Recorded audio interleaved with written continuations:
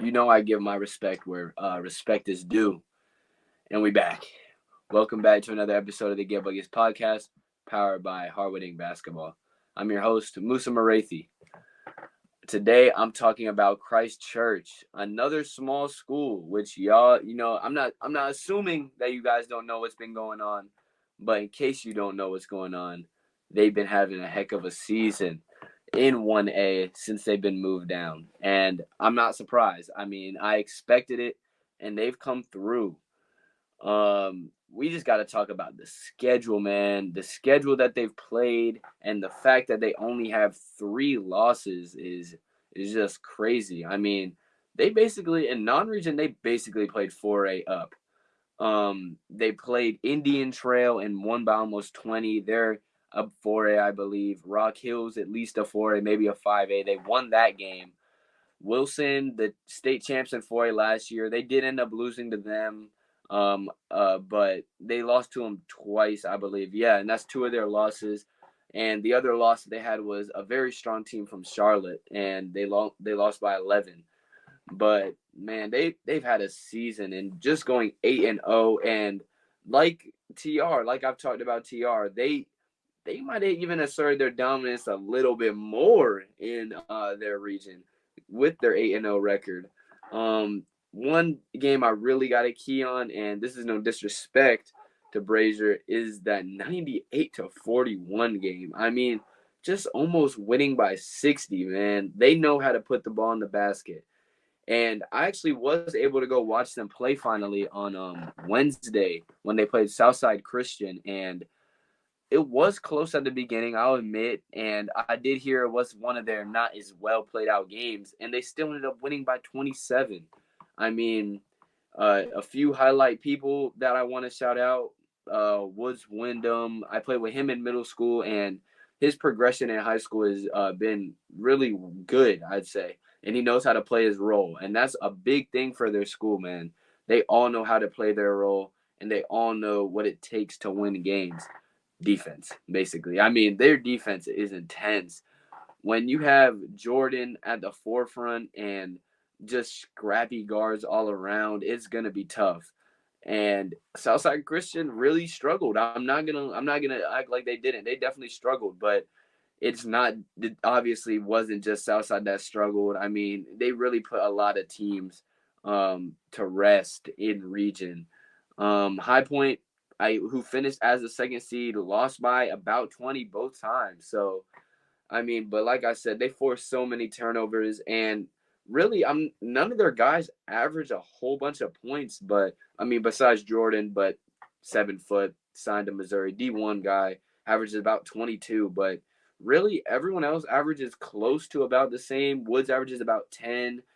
I believe DJ might average 9, close to 10. Mike Baker close to 9 or 10. But they play their role, man. And Mike actually did have a pleasant game on Wednesday. He played well, got to the bat, got downhill really well, and it's fun to watch. They only shoot, I feel like, open looks. Like they don't force. They wait for the best shot possible. They're patient, and this is great to see, man. I think they have a really good chance on winning that state championship in 1A because, I mean, I know Great Falls is always good. Shout out to Torrey Craig. He actually went there. If y'all know NBA, if y'all big in NBA, y'all might know him. And then what's the other school? Calhoun Falls or Calhoun County. My fault. Calhoun County.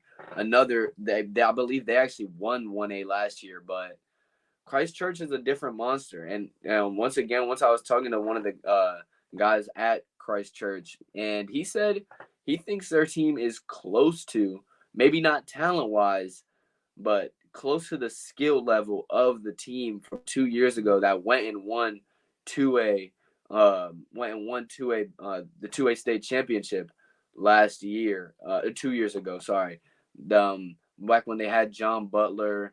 Dang, I don't remember his name. Number 4. I have to say his name because he was big for him. He was definitely big for him. It was his name, Bennett Rogers. he played well when I watched him. DJ Harvey was a ninth grader, but he was still a dog. Amari Johnson, Sam Perry. So this team 2 years ago, the guy I was talking to, he said that this team right now with um Jordan as the main and just all them, he said they're close to the talent level of this team. And I mean, after watching it yesterday or Wednesday at this point, I couldn't disagree. I mean, although they might not have the talent of that team, the amount that they play their role and don't go outside of themselves is huge. And I talked about that for the TR. I mean, when you can play your role and play at a high level, it's hard to stop you, no matter how good your players may be, because talent. I mean, as bad as it might sound, talent only takes you so far, because talent is more of an individual factor, but for a team, roles are very big. And one other thing I want to highlight is uh, just the fact they don't turn the ball over much. They don't turn the ball over much. They really turn over at a very low clip. And even watching Jordan play, although Jordan, he did have he scored a good amount. He doesn't shoot a lot, but none of their guys really shoot a lot. I would even say DJ, who I played with in the past, who can usually score at will, I would say, when I play with him. I mean, he probably shot 4 shots, maybe, or 5 shots that I watched, and I was there for 3 quarters in the last 3 quarters. And I'd say now he doesn't. There are times he is out of the game because they are winning by quite a good amount. But I mean, nonetheless, their guys are just efficient. That's as easy as that to say. I mean, their guys are efficient. They don't miss much, but it's easy to be efficient when you're given open looks. So they're forcing the other teams into bad looks or just tougher shots while they're coming down, getting open looks, which creates better efficiency. And I mean, I also want to give praise to Coach Butler, Jordan Butler's dad. He's been coaching there for a couple of years now. And just I mean, he's the head of everything going on out there, and this style of play seems to be working, and I can't disagree about it. I mean, he's always shows his emotion throughout the games, and it's fun to watch. He's I would have to say one of the better coaches in the area at this point, and one of the few with the state championship. I mean, he got them their first basketball state championship, and that's beating out a very talented Gray Collegiate team. And I'm not gonna downplay that at all. Gray Collegiate was very talented the year that they beat them, with guys like Brandon Gardner, Montravius White, who's still there as a senior this year. So I mean, kudos to their coach. He's the one that has led them through all this, but at the same time, their players buying in is so big as well, because I mean, it's got to be tough sometimes. You might want to go outside of your role, maybe look for a few more shots for yourself to up your averages. And guys like DJ, who have been on the varsity team since 7th grade, and Jordan have really they know what it takes to win. I mean, they've both won state championships. Mike has won a state championship. Woods has won a state championship. Like, they've all won. So just the fact that they know what it takes, that the amount of um, wisdom and overall knowledge on the court is overtaking other teams, I think. And it's important. It's important to know about that.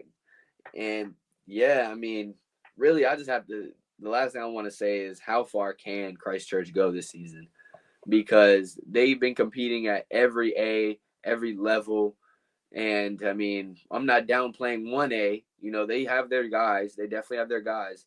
But with it being a smaller, maybe the teams don't have as many overall talented players. Now, they may play their roles, which I just explained, with other teams maybe having individual talent players. I think Christchurch can go far, and only time will tell. And obviously, we'll see in the playoffs. But best of luck to Christchurch, man, and great season. Losing only 3 games this season, and hopefully more wins to come in the future. Best of luck to Christ Church and all they have done. And I'll see y'all on the next one. Peace. And shout out to Jordan Butler. Good luck in Missouri.